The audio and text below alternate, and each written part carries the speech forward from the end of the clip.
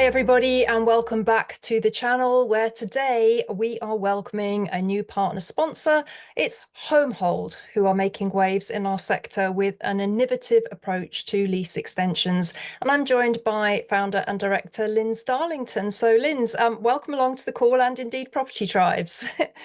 Thank you very much. It's great to be here. Now let's start at the beginning, a good place. Tell us a little bit about Homehold, the business, and why you founded it. I started Homehold because I was a leaseholder myself. I owned a flat in Ealing in London and I wanted to extend the lease. And I went through the process of doing so. We actually ended up buying the freehold rather than extending the lease, but the process is quite similar. And I left the process feeling two things. First, that the professional that we paid quite a lot of money to ensure we got a fair price for our lease extension didn't really work hard enough to do that, but also for a process which was over a very long time span, I don't feel that we were properly looked after. And I essentially set up Homehold specifically to work for leaseholders and to try to do better on those two fronts, to make sure our clients always left the process feeling like we've worked hard to negotiate them a fair price, but also make sure that as we go through that process, which can easily be 6 months, sometimes 12 months, sometimes even longer, they felt like they had somebody consistently fighting their corner. Because it is quite a complex area of law, isn't it? Let's talk a little bit about why the length of the lease is important to property owners and indeed landlords. When the lease gets below 80 years, it can start to cause various issues, can't it? Absolutely. So the 80-year point has significance, or certainly has significance originally, because that was the point it went from being quite expensive to extend a lease to offensively expensive, in some cases, tens of thousands of pounds. But as a result of that, that's sort of become a line in the sand that people never want to get close to. So it's not just an issue because if you drop below that threshold by a day, it gets more expensive. But it also means that if you come to sell that property, even if you've got 85 years left on the lease or even 90 years, buyers are thinking, you know what, I'm going to have to extend my lease while I own this property. And as a result, I'm going to reduce the price I pay for the lease extension, or I pay for the flat because I know that there's a lease extension there. And I think that then also that has a knock-on effect with mortgage lenders. Increasingly, mortgage lenders are unhappy about lending money on flats with short leases.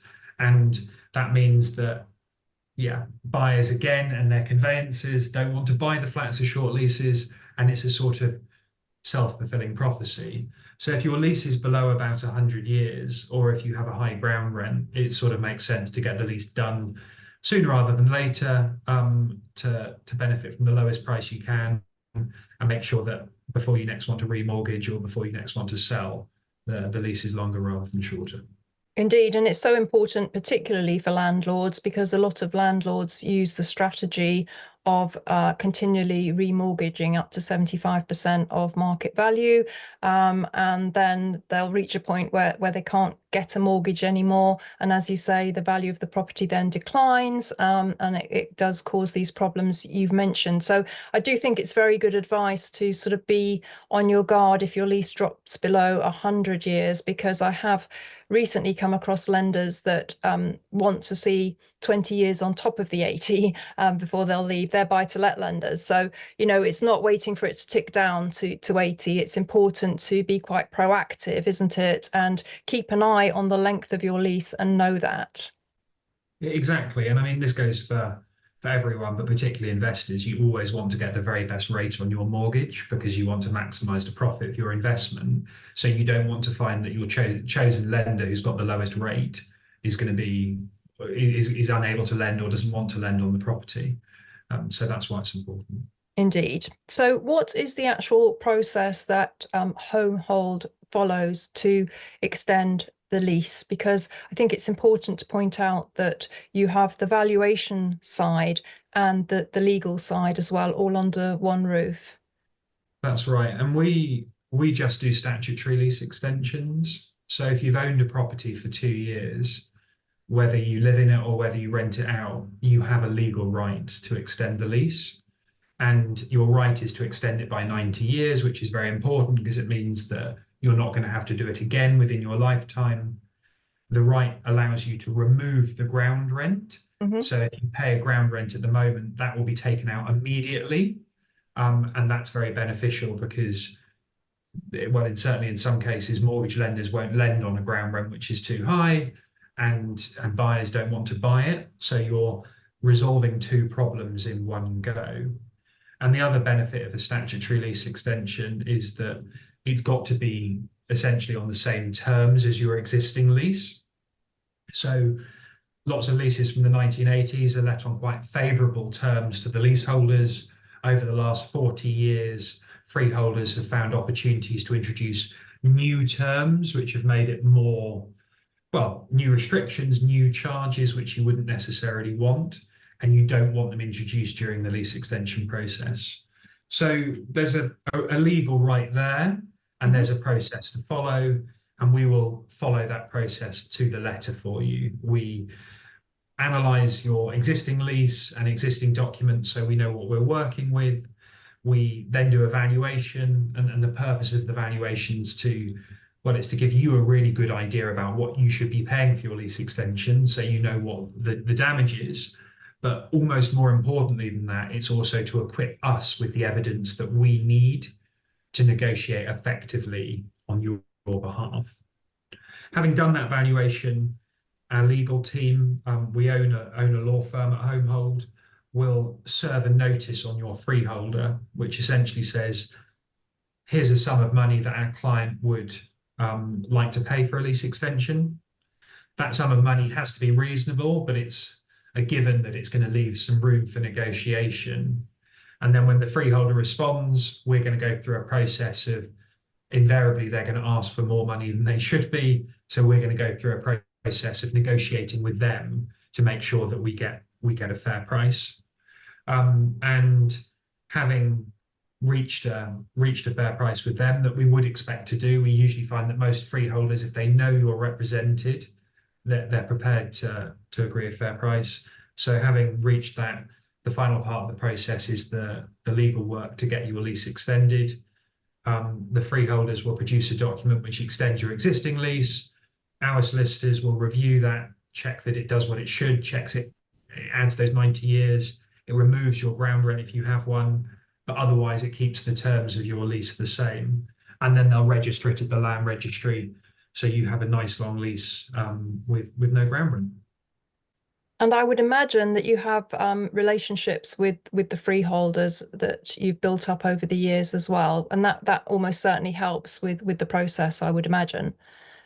Exactly. And I think that, I mean, I can't say that we're friendly with any of the freeholders.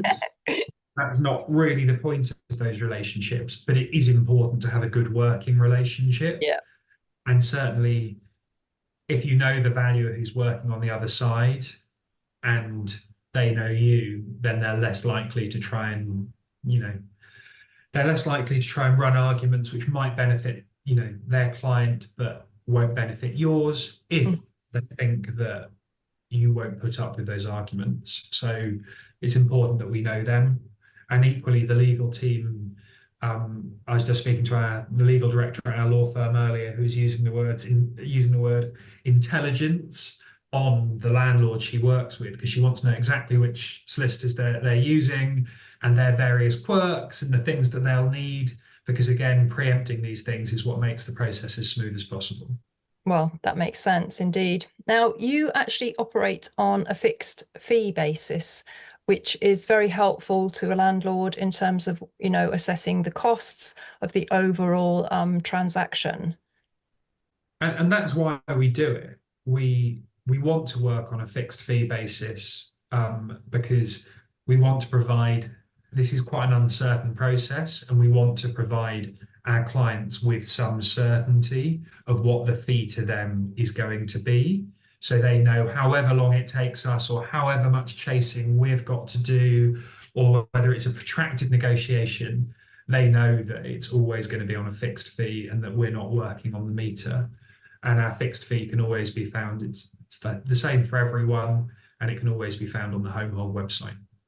Indeed, because if you're on the meter with legal work, it can really clock up very quickly. And as you said, this can be quite a protracted process. So the fixed fee is very good to know about. I was just going to move on now to the leasehold reform bill, which I must confess generally makes my eyes glaze over, if I'm honest. But how has it impacted lease extensions? So the Leasehold Reform Bill is really designed to benefit people who have fewer than 80 years left on their lease, and it's designed to benefit people who have high ground rents or ground rents which escalate quite a lot. And in theory, it should make it cheaper for these people. So as a business, we always say we like to have integrity. We never want to work for people if we don't think it's in their benefit. And for people in those groups, we're discouraging them from extending leases at the moment. We're saying to them, look, this reform could be just around the corner. It could be a year away. Can you wait for that time, because your lease extension might be less expensive than it would be now. And not everyone goes for that. I had somebody sign up yesterday or the day before who's got a lease below 80 years, and they were saying, look, I need to extend it. I need to sell this flat. And it was more important to them to be able to move on with their lives than it was to wait for the very best price. And I think that's a very valid decision for anyone to take. But on the flip side, if you have a lease which is longer, if you have a lease which is above 80 years, if you have a low ground rent, there is no guarantee that this reform is going to be any cheaper for you in the future. There are some potential benefits. They are talking about making it so the lease term will be longer. They're also talking about making it so you won't have to pay your freeholders fees, which you currently have to pay. But on the flip side, the calculation for how the lease extension premium will actually be priced is still up in the air. And I think that there is a credible concern that the government are going to say, look, we've disadvantaged freeholders by making it cheaper for people below 80 years, cheaper for people with high ground rents, making freeholders pay their own fees. So we're going to tweak the calculation in the freeholders' favour in other ways, and that could actually make it more expensive for some leaseholders to extend their leases. So if your lease is below 80 years, got a high ground rent, think about waiting. If your lease is above 80 years and you've got a low ground rent, a lot of people are going ahead under the certainty of the current legislation. And how long may we have to wait for the leasehold reform bill to come into statute? So the Leasehold Reform Bill has actually already been enacted. Yeah, I thought So it had, yeah. I think the term is it's already on the statute books, Right. but it's not actually in force yet, or certainly the provisions which make lease extensions cheaper aren't in force. And I think that's the kind of crux of what we're waiting for. But it's not just a case of Matthew Pennycook or Angela Rayner being like, flick a switch, we'll turn the Leasehold Reform Bill on, it's suddenly cheaper and easier for people. Actually, quite a lot more work has got to be done through secondary legislation. And funnily enough, that work is also the contentious bit of this legislation, that the outgoing Conservative government has sort of made the calculator, but the bit which works out whether this is going to be cheaper or more expensive is still yet to be set. And I think that that's a fairly significant amount of work to be done.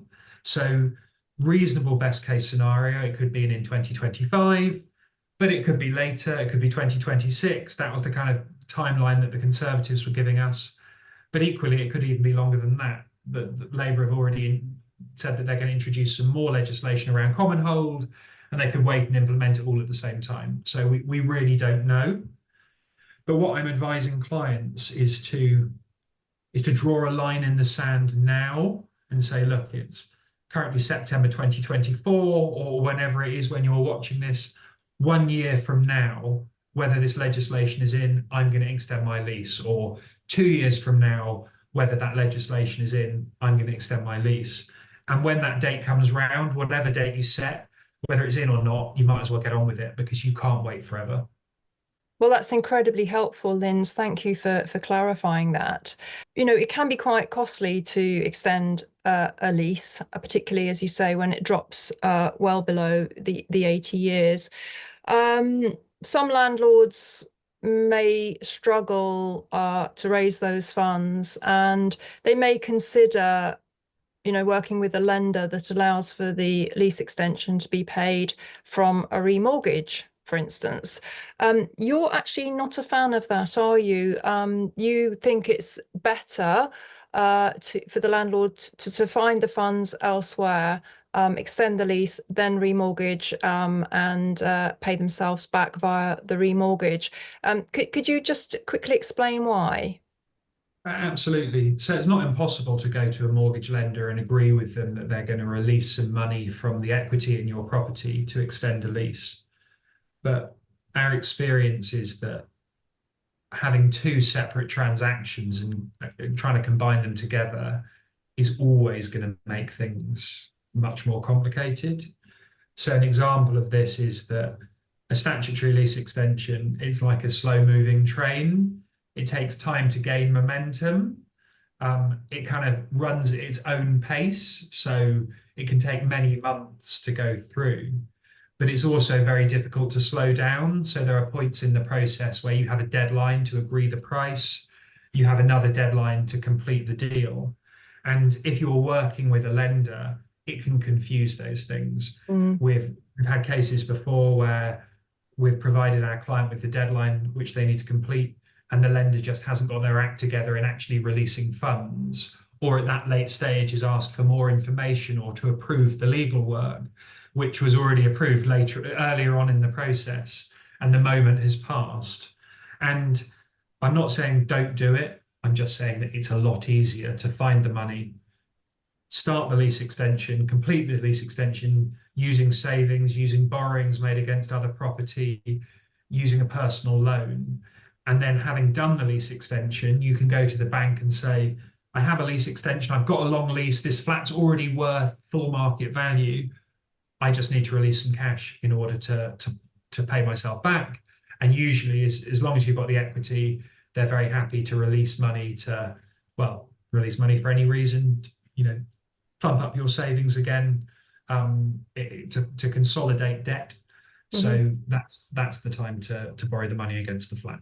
And the lease extension does generally increase the value of the property more than the cost of the lease extension, doesn't it? Yes, certainly in theory.